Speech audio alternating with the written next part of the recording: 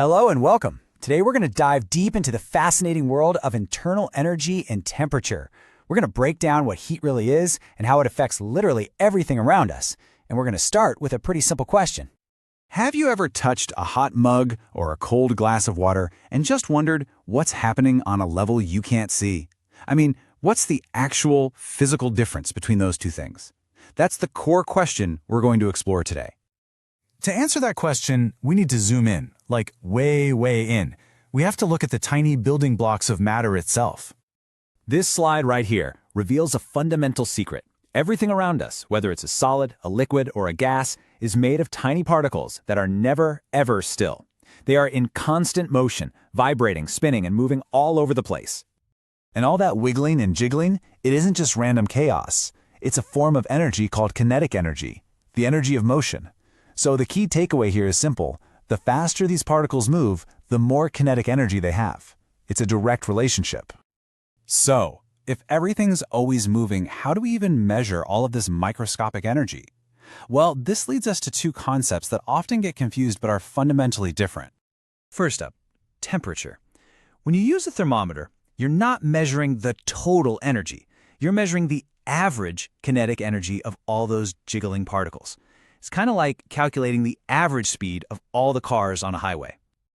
But then we have internal energy. Now, this is the big picture. It's the total energy of all the particles combined. That includes their kinetic energy from moving around and also their potential energy from the forces holding them together. It's not the average, it's the grand total of everything. To make this difference totally clear, imagine 2 cups of coffee.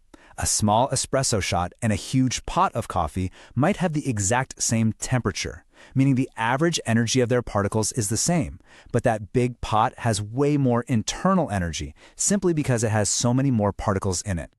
Okay, now to understand how this energy moves around, we need to define our boundaries. In science, we talk about systems, which is really just the part of the universe we're focusing on. Let's see how that plays out. First, we've got an open system. This is just like a pot of boiling water on the stove.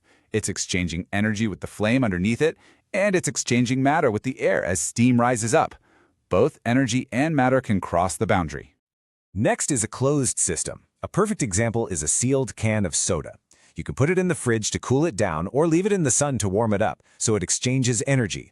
But matter can't get in or out. The soda stays in the can. And finally, there's the ideal case, the isolated system. This is what a good thermos tries to be. It's designed to prevent any exchange of energy or matter with the outside world, keeping your hot drink hot and your cold drink cold for as long as possible. Okay, this is where it gets really interesting. We know what heat is, and we know how it can move in different systems. But why does a metal spoon in hot soup get hot almost instantly, while the soup itself takes much longer to cool down? Let's look at the simple experiment on this slide. We take 2 beakers, one with water and one with oil. They have the same mass, and we're going to heat them with an identical flame for the exact same amount of time, meaning we're giving them the same amount of heat energy. So, what do you think is going to happen?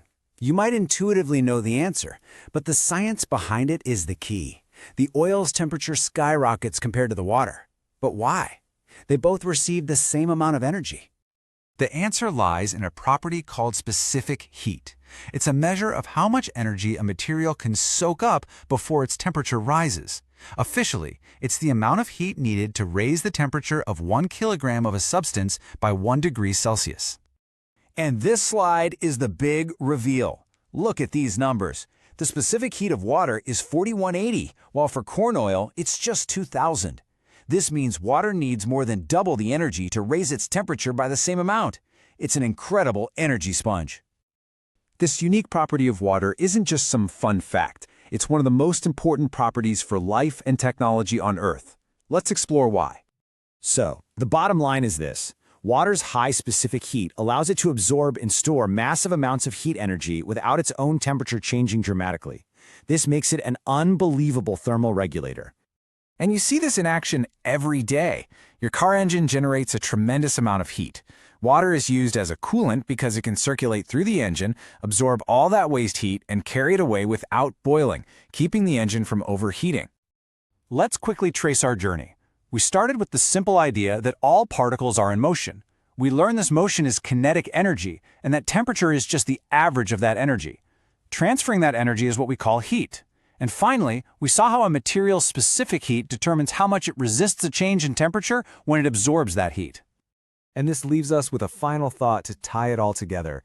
Using this concept of specific heat, think about this. Why is the climate in coastal areas so much more moderate than in inland desert areas? The answer is hiding in everything we've just discussed.